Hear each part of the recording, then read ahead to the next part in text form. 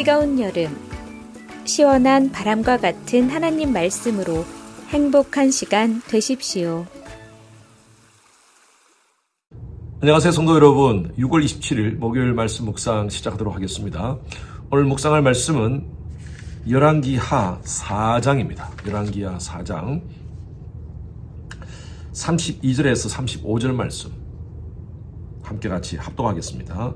열왕기하 4장 32절에서 35절까지 말씀입니다. 엘리사가 집에 들어가 보니 아이가 죽었는데 자기의 침상에 눕혔는지라. 들어가서는 문을 닫으니 두 사람뿐이라. 엘리사가 여호와께 기도하고 아이 위에 올라 엎드려 자기 입을 그의 입에, 자기 손을 그의 눈에, 자기 손을 그의 손에 대고 그의 몸에 엎드리니 아이의 살이 차차 따뜻하더라. 엘리사가 내려서 집 안에서 한번 이리저리 다니고 다시 아이 위에 올라 엎드리니 아이가 7번 재채기 하고 눈을 뜨는지라. 우리 보통 인생사 세옹지마라는 그런 사자성어가 있습니다. 인생사가 세옹지마라는 것이죠.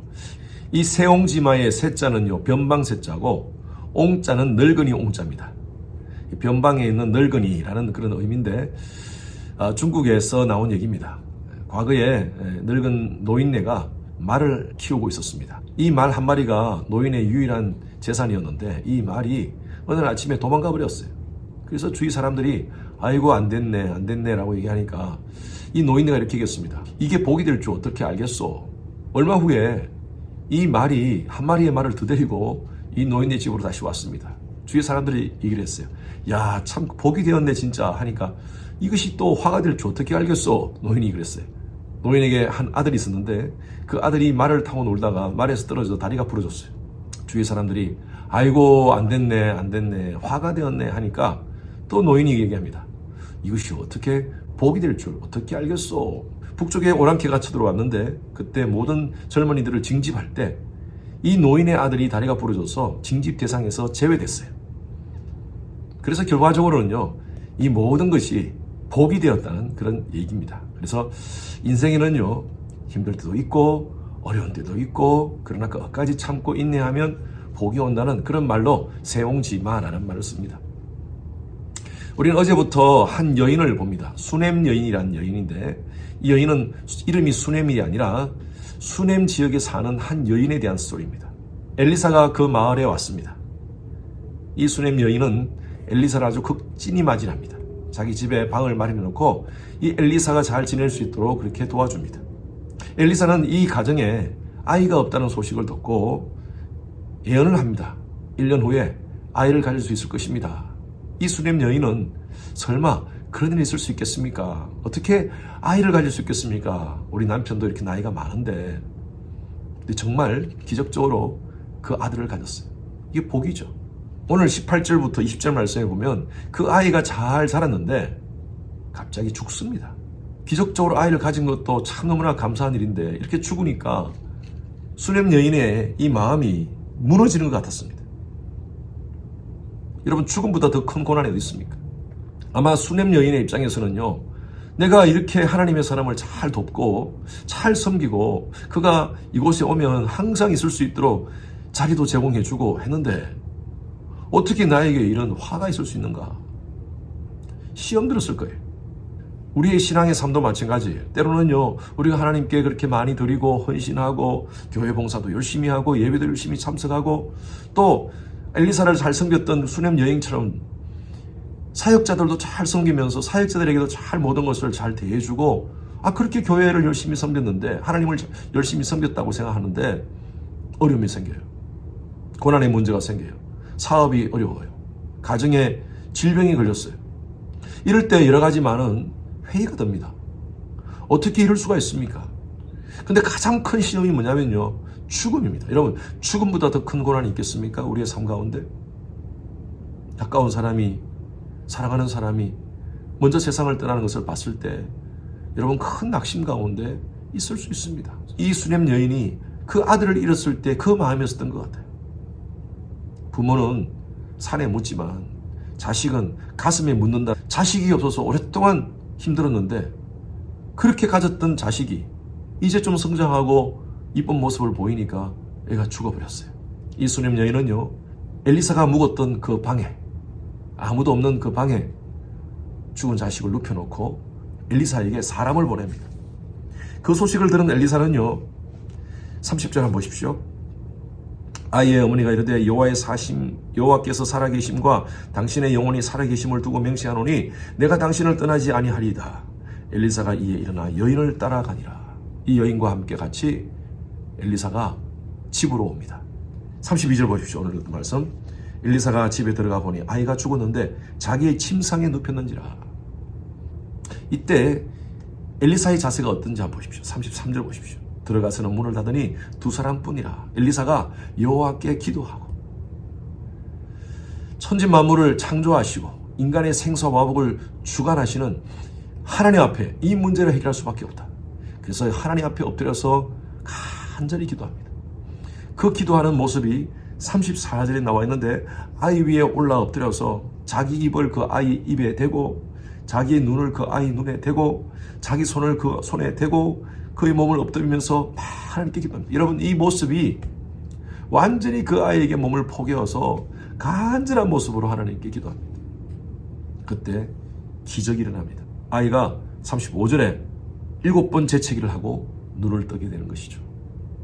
살아났어요. 소생했어요. 성경에는 보면요, 죽었다가 살아나는 사람들의 스토리가 몇 군데 나옵니다. 우리가 앞에서 본 대로 사렙도 과부의 아들 죽었다 살아났죠. 오늘 수냄 여인의 아들 죽었다 살아났습니다. 시장에 보면 야이로의 딸이 죽었다가 살아나 있습니다. 나사로가 죽었다가 살아났어요. 유두고라는 청년이 바울의 설교를 듣다가 떨어져서 죽었는데 죽었다가 살아났어요. 이 죽었다가 살아난 사건이 성경에 많이 나오는데 여러분, 이것을 부활로 착각하시면 안 됩니다. 이건 정확하게 표현하면요, 소생입니다. 죽었다가 살아난 겁니다. 이 사람들이 죽었다 살아나서 영원히 살았을까요? 아니에요. 이들은요, 다시 죽었을 거예요. 예수님의 부활은요, 다릅니다. 예수님은 이전에 가졌던 그 육체가 아니라 또 다른 육체, 부활체로 부활하신 거예요. 예수님께서 다시 죽으셨을까요? 아니에요. 예수님은 부활하셨어요. 영원한 영생 가운데 들어가셨습니다. 그래서 그것을 resurrection, 부활이라고 그러고요. 이렇게 살아난 사람들은요, 소생이라고 이렇게 표현하는 겁니다.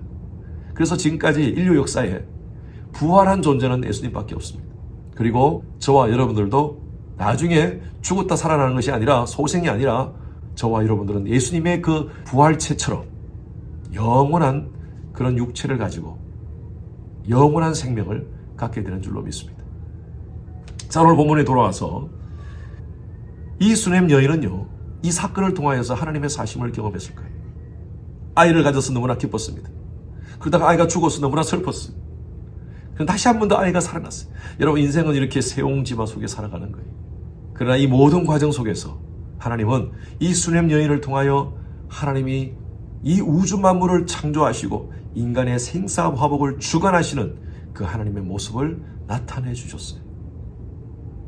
여러분, 이후에 수냄 여인은 삶이 어땠을까요? 하나님의 존재를 확실히 인정하고 하나님의 능력을 확실히 인정하고 살 것입니다. 저와 여러분들의 삶 가운데서도 마찬가지입니다. 우리 인생은요, 세옹지마입니다. 좋을 때도 있고 슬플 때도 있고, 좋다고 해서 너무 좋을 필요도 없고요, 슬프다고 해서 너무 낙심하고 좌절할 필요 없어요. 저와 여러분들의 삶은 누가 주관하십니까? 하나님이 주관하세요. 고난이 있습니까? 그 고난마저도 하나님은 우리의 삶 가운데 분명한 하나님의 계획과 섭리 가운데 그 고난을 주시는 줄로 믿습니다.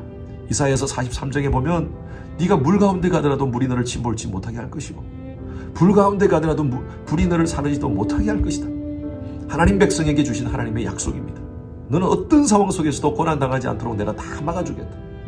물이든지 불이든지 그런 상황을 내가 너에게 주지 않겠다 라고 약속하지 않으셨어요. 설령 그런 상황이 닥치더라도, 그런 고난이 있더라도 그 상황 속에서 나는 너를 통하여 나의 나됨을 나타낼 것이다. 여러분, 그것이 바로 하나님께서 우리에게 주신 약속입니다. 어떤 고난 속에서도 포기하지 마십시오. 다윗이 고백했던 것과 같이 고난당함이 내게 유익이라. 욥이 고백했던 것과 같이 나의 길 오직 그가 아시나니 그가 나를 단련하신 후에 내가 정금같이 나오리라.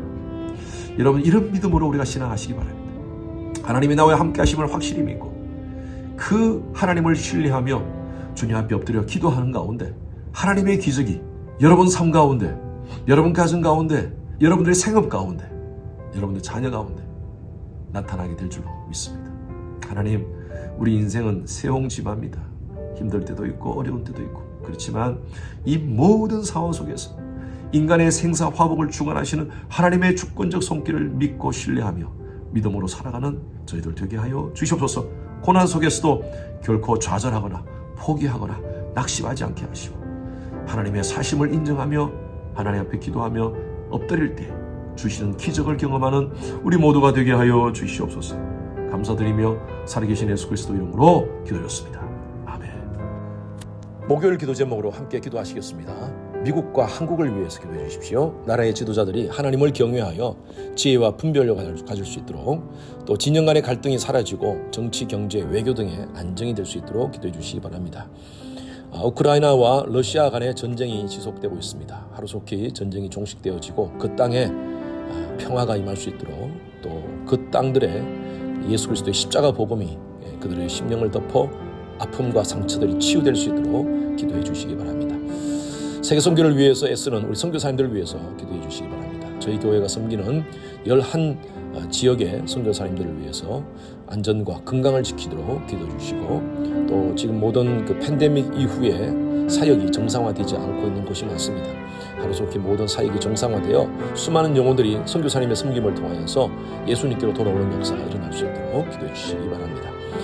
선교사님을 위해서 기도하실 때에 차드의 김영섭 선교사님, 요르단의 김재문 선교사님, 알래스카 이글리브 교회 이홍래 목사님, 이들의 사역과 가정과 건강을 위해서 기도해 주시기 바랍니다. 함께 기도하시겠습니다.